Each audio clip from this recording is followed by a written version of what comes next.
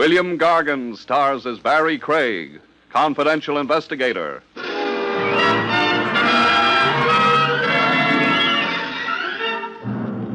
When the high cost of living gets your nanny, folks, walk that last mile with a guy whose only gripe is the high cost of dying.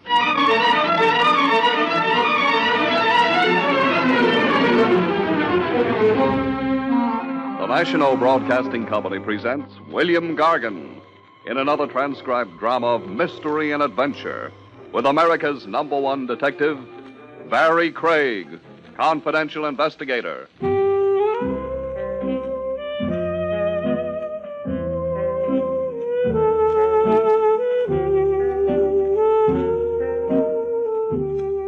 Barrie Craig speaking.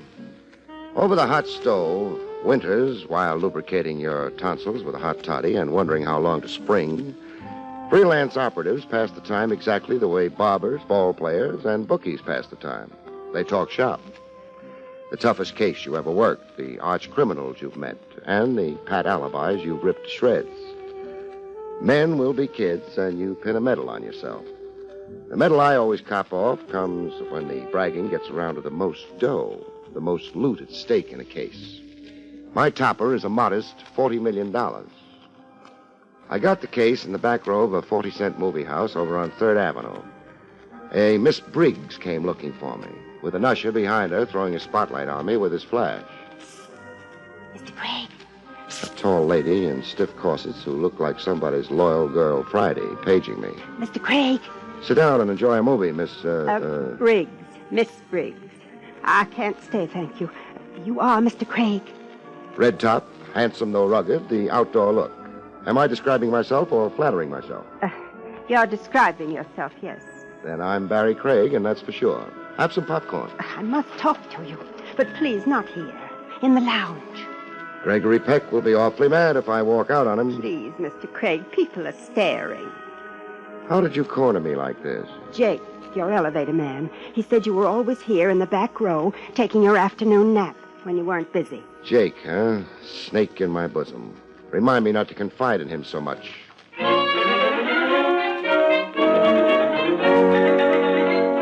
In the lounge, Miss Briggs dropped the case in my lap. This cablegram came to my office today. What's your office? Branch Talbot, attorney at law. I'm Mr. Talbot's secretary. Old Faithful, huh? I've been with Mr. Talbot for only 9 years. Oh, you're only breaking in. Miss Briggs, hire a confidential operative to meet Clipper, arriving tonight. Tanglewild Airport. Check time. Talbot. What's the emergency? My employer, Mr. Talbot, is returning from abroad, from Portugal, with a client, Floyd Spencer, Jr. You pointed that up like I ought to know the name. Floyd Spencer, Jr. Let me think. Oh, the neochromite heir. Golden boy who inherits an industrial fortune. Estimated at $40 million. The late Floyd Spencer, Sr. was very rich. You're forcing me to agree. I'm vague on the background. I've got a block against heirs. All I was left was a shaving mug and a second-hand toothbrush. The Floyd Spencers separated more than 15 years ago when the boy was 6. Mrs. Spencer lived abroad in Portugal as a voluntary expatriate.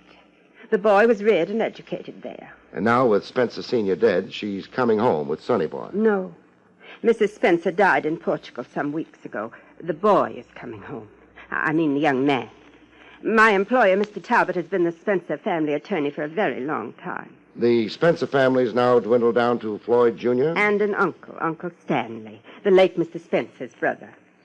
Why am I being hired? Well, Mr. Talbot is worried. There were 2 incidents in Portugal. Clarify, please. Accidents involving Floyd Jr. Accidents on purpose? Is that why Talbot's worried? I believe so, yes. The estate, the size of the fortune, and young Spencer's long estrangement from his deceased parent, the long exile, as it was, well, there could be complications. Homicidal complications, that is? I don't want to use the word recklessly. A nice restraint, Miss Briggs. My compliments. $40 million. That grade of cabbages doesn't always excite the best behavior in people. This check is your retainer. $1,500. This grade of cabbage, Miss Briggs, always excites the very best in me.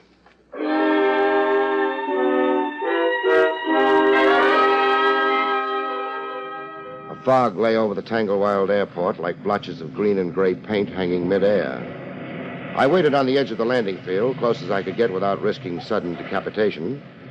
And then when the Sky Giant sat down to unload, I changed stations and got close to the passenger walk, looking to identify Talbot from a picture Miss Briggs had equipped me with. Talbot simplified everything by identifying me. Mr. Craig? On the job with a bright and shining face. I can barely see it in this miserable fog. Where's Spencer Jr.? He's right behind me. Floyd, meet Barrie Craig. How do you do? This is Paul Shandor, Mr. Craig. Paul Shandor? Where does he fit into the party? Don't be an obvious detective, Craig, please. Stick your hand out, Talbot. What for? 1,500, your retainer. You're getting it back. But I don't want it back. If I'm responsible for the safety of Junior here, I want to know who's who in the party and why. Well, Paul Shandor is my traveling companion and friend, Mr. Craig. That answers my question. Now, introduce me all over.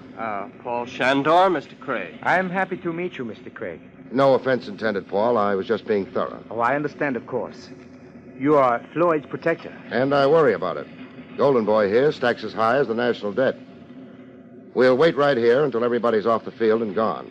After that, we'll leave through a route I've mapped out. Craig, are these precautions, admirable as they are? It's why you hired me, Talbot. So let's not be impatient, huh?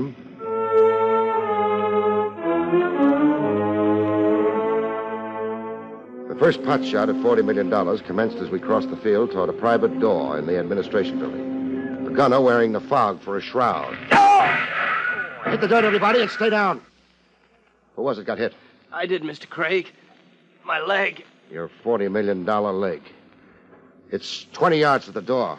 Crawl toward it, everybody. Crawl? Now, Craig, I'm in charge, Talbot. It's crawl, infantry style. There's a killer out there making the fog work wonders for him. Stand up and you're a goner.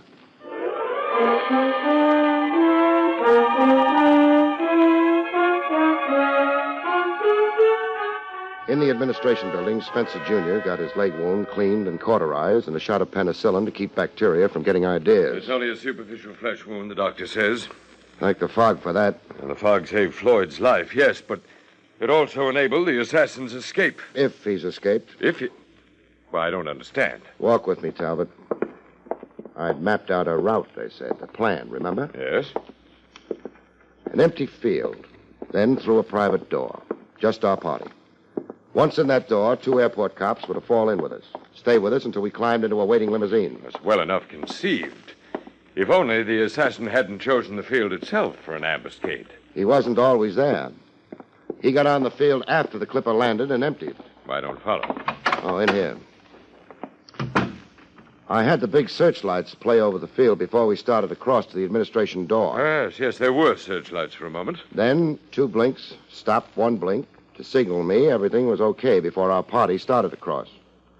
Our gunner sneaked onto the field through the same door we were heading toward. But why through the same door? Because he had to, for timing and target range. The regular field gates measure 250 to 400 yards away. Oh, and the fog would make such marksmanship improbable. Make it impossible. Your stress on that same door and on the time element, it obviously has significance. It does. It signifies Joe Potato. Joe Potato? Over there on the bench. I brought him out with me. Joe takes pictures with an eye for goons, creeps, and connivers. Oh, Joe, come here. Hey, Craig, I don't want to be waiting around long. It's drafty in here. No good for my rheumatism. Meet a friend, Joe. Mr. Talbot, Joe Potato. Hey, I've been telling you, nix on the nickname, Craig. It ain't doing me no good socially. Oh? What other name have you got? Well, I like Joe the photographer. It's got advertising in it. Oh, clever. Clever. So let me sell you the picture already in blow, huh? You got it developed? I told you the box I work is automatic. It's got its own developer built in the back. Now, here's the picture. Now, give me what you promised me. Here you are. 20. Oh, I'm rooked in this deal. Freezing out here for hours for a lousy 20 I'll be spending on radio diathermy. This picture, Craig, may I see it? Sure. You believe this fellow to be the assassin? Tell Talbot, Joe. Only one guy went out that private door, and that picture's him.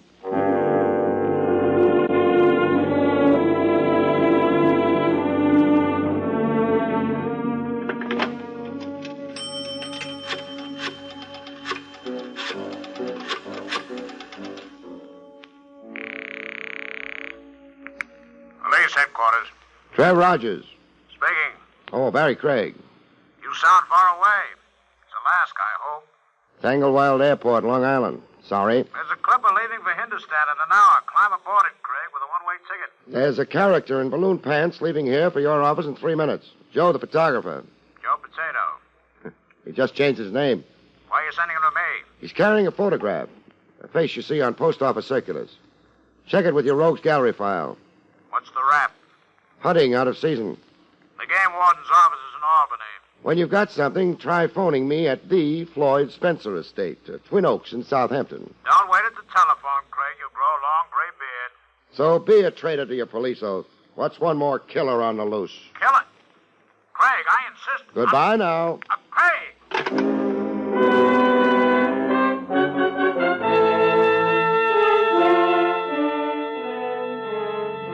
When Spencer Jr. dropped the anguished look from his royal kisser, I questioned him privately in my jalopy driving to the Spencer place, with Talbot and Shandor gone on ahead. I wanted information, and I also wanted the bang of being all alone with $40 million. I'm not sure I understand your questions, Mr. Craig. Excuse my peasant English. You're a target for murder, Sonny. Yes, I apparently am. There were 2 other attempts on you abroad. I want to know about them. Well, a fall from a horse during a polo match. The stirrup had suddenly torn free. There were evidences of a knife. The straps had been tampered with. Attempt number 2? After dinner one night, I became violently ill. A ptomaine attack. I was rushed to a hospital. Your food had been poisoned? I suppose it was, yes. Whom do you suspect? Nobody. If I have enemies, I don't know them. Who profits by your death? Who profits? The estate. Who gets it? Oh, well, my Uncle Stanley, I suppose. He's the closest relative I have. Is there any other information you think I should have? I don't want to attach importance to something possibly imaginative or a pure coincidence. Let me interpret it. You tell it. Well, for weeks, in Lisbon, in Cairo, and later again in Lisbon, I had the feeling I was being followed and watched. I'd turn unexpectedly and see a person somewhere in the background. Always the same person. Describe this person. A bland face, like an Oriental's is bland. A man of dainty size, simply clothed, and wearing a fez. A fez? Yes, a bright red fez. Where did you see him last? I dislike saying this positively. Then say it negatively, only say it. I'm not sure, but that he wasn't on the clipper coming across.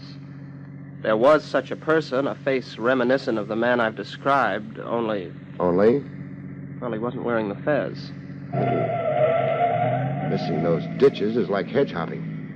You see what I see up ahead? A barrier across the road. A pole between 2 wooden horses. And not a lantern or flare to mark it. There's a sign tacked on it.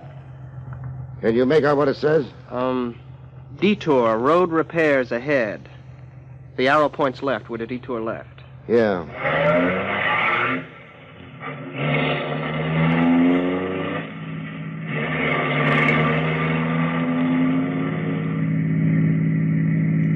Hey, this is a road like a wagon trail. Hey, how high does this climb? And when do we connect back with the main road? Well, the visibility's worse. I suggest your bright lights. They're on, for all the good they are. Hey, we're risking our necks. Mr. Craig, a dead end. Dead end? It's off the mountain, you mean? Cross your fingers, I've got to crash.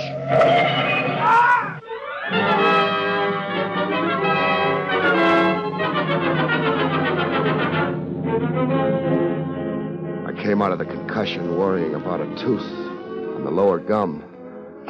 Pushed my tongue against it, and it swung like an old-time saloon door. Damages to the car look minor. Dented grille. The hood with folds like corrugated cardboard. I stood beside the car, breathing in deep, refueling my lungs, before I remembered to worry about Spencer Jr. The kid lay unconscious on the front seat where he'd been riding beside me. Quiet, with his eyes wide open, like a guy stunned into a trance. Normal enough reaction to a car burrowing itself into a cliffside. Chafe his wrists to get the blood circulating, and he'd come to as good as new. Spencer. Spencer. Only thing, Spencer Jr. wasn't coming to, ever. I was rubbing the wrists and patting the cheeks of a dead man. I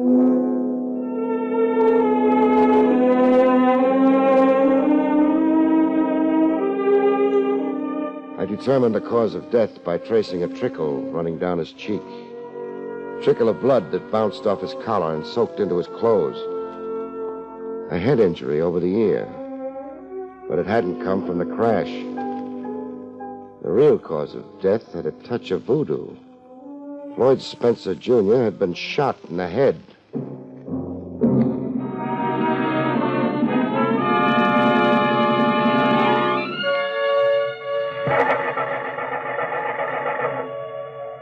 I tried starting the car without any luck. My jalopy would need towing. That is, if a tow car would dare up the old wagon road. I was standing around keeping a corpse company and wondering how to get both of us back to civilization when the Fez rode into the picture. A car tooting its horn and shimmering its lights up the old wagon road toward me. I watched the car door open and a Fez pop out. A bland face like an Oriental's, a man of dainty size. Just as Spencer Jr. had described him. Your car is disabled? Your eyesight's better than that. It crashed. Yes, now I see. And your companion, where is he? Dead on the front seat. Dead? From so small a collision? Dead from a bullet in his brain. So? Who are you? Marcel Surac. How did you come to be tagging up here? In pursuit of you, of course. What detained you? I've been admiring the landscape up here 15 minutes at least. I lost contact with you on the detour. The phony detour, the way I figure it now. Somebody rigged that detour to send me up a mountain that spiraled to a dead end. Yes. The detour was, how do you say, manufactured. I examined it. I didn't. I still want to know how you caught up with my party way up here. Your tire tracks. In the pitch dark with headlights swallowed up in mists? I am very expert in scientific pursuit. Yeah, I heard. Cairo, Lisbon. And on the Clipper without your Fez.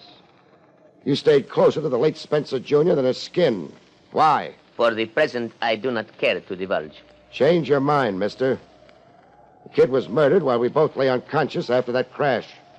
Someone waited up here for a free shot at the kid if I miraculously kept the car from going over the cliff. He was in my care, and I flopped. I fell for the detour gag. Now talk, or I'll tear you apart. It is so very foolish. Force will not succeed. It won't, huh? Let's see if you're right. You are so very foolish. No! Force will not succeed, I am pleased to remind you. That fancy flip that sent me sailing. What's the trick? Jiu-jitsu. I am the finest exponent of jiu-jitsu in the world. Oh, let's have another go at it. No, this time I will shoot you. A gun, huh? You are under arrest, Mr. Craig. Come again? I am a confidential investigator. You're a confidential investigator? Licensed by the governments of Egypt and Portugal. In my pocket, I have credentials and a letter of introduction to your authorities. What's the charge against me? Murder. I am sure that you have murdered the young man Floyd Spencer Jr. Please to enter my car. Sure. In a minute. Please, now. I gotta tie my shoelace. Okay. Tied it. Oh! I'm the foremost pitcher of rocks in all of the boroughs in greater New York, except Brooklyn.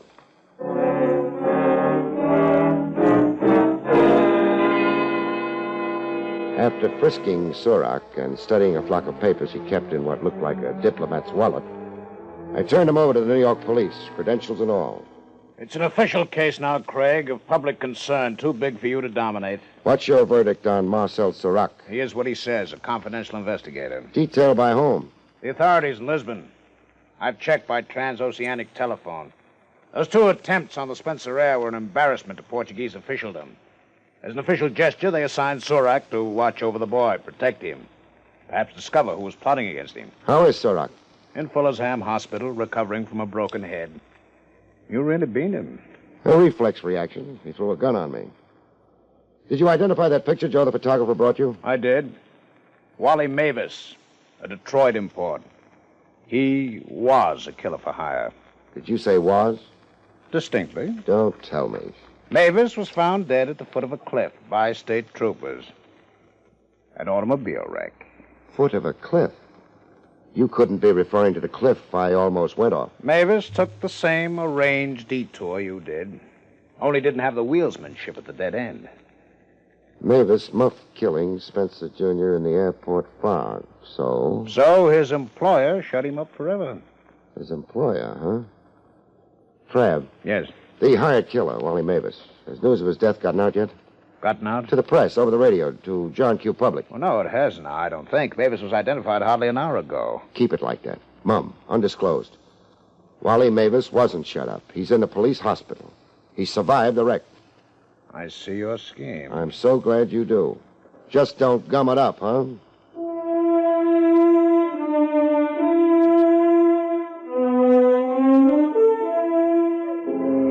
The ancestral home of the Spencers, Twin Oaks, had the usual high stone fences and baying hounds.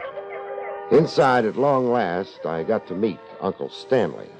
Where is my nephew, Mr.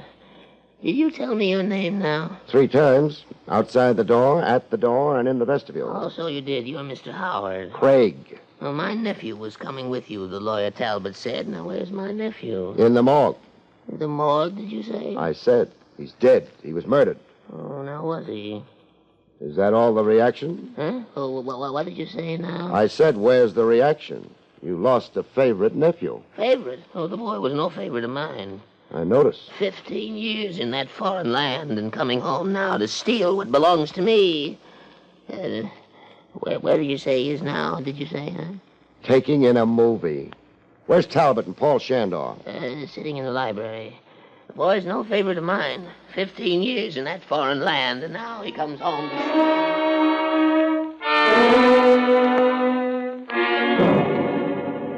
In the library, Talbot managed a look that said he'd like to see me boiled in oil. You were criminally derelict, Craig.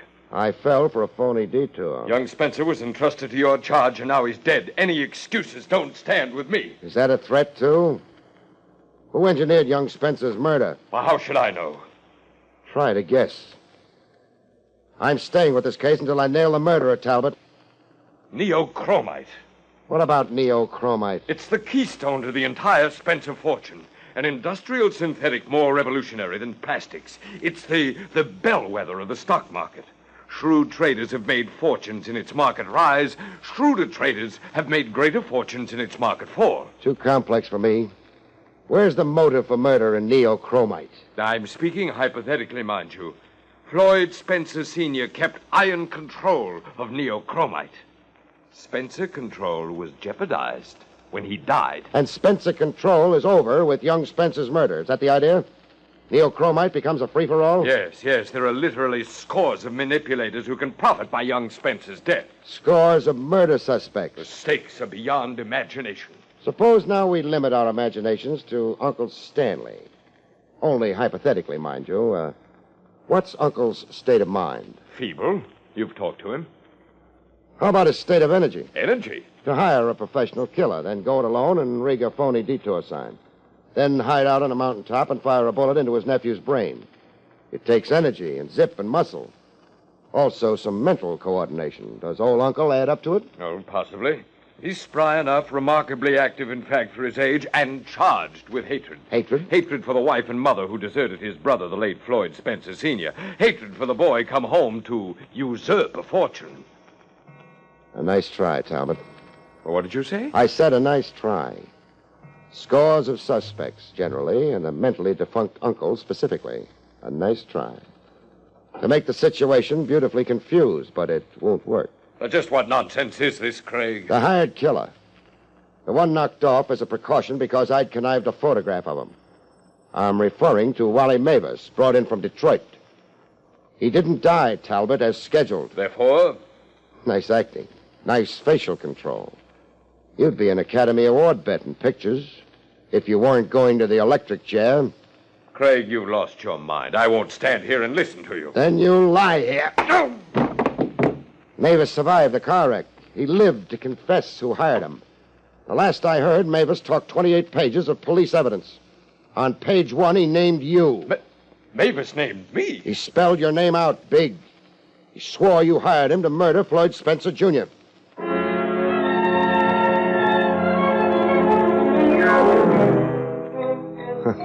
An old psychological police trick with a beard like Rip Van Winkle's.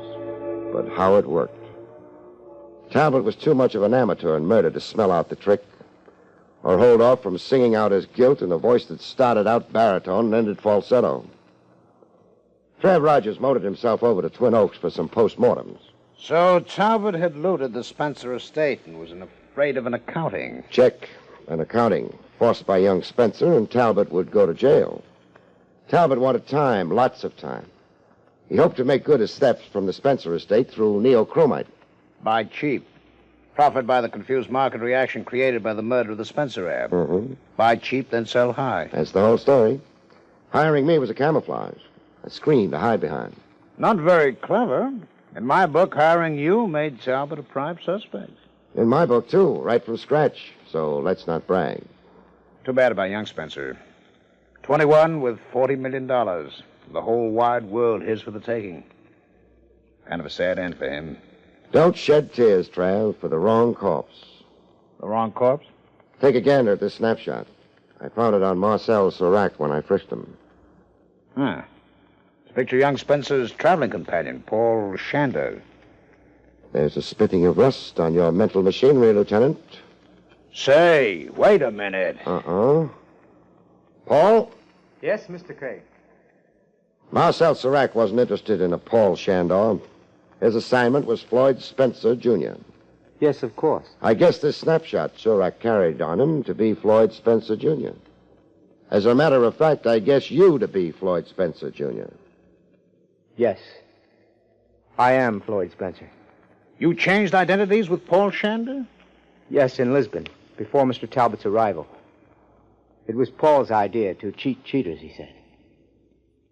To ensure that I lived. Quite a beau geste. To do what he did for you. Laying down his life for a friend. Paul was a beau geste. All through him, Lieutenant. He was a man I could never be. We made a bargain when we exchanged identities. What was the bargain? That if he lost his life, I would lose my fortune. Lose it? How? Give it away. Befriend the world was how Paul put it. And will you? I'll try to keep to my bargain. I, too, want very much to be a beau geste. $40 million. And, brother, does this sad old world need befriending? Good night, folks. See you next week.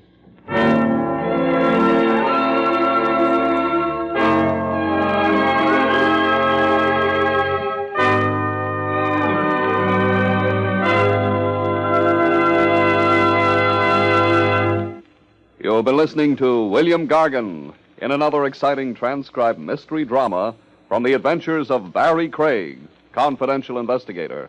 Tonight's story, Motive for Murder, was written by John Robert. Next week, it's the strange story titled Murder in Mink, about which Barrie Craig has this to say.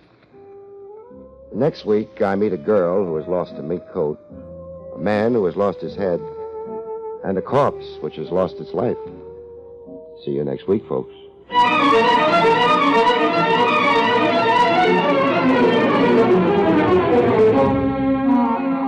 Featured in the role of Talbot was Arnold Moss.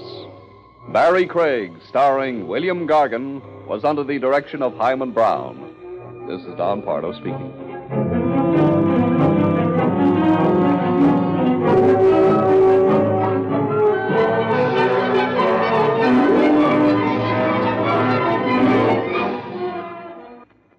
Next, Robert Montgomery presents Something Different in News Analysis on NBC.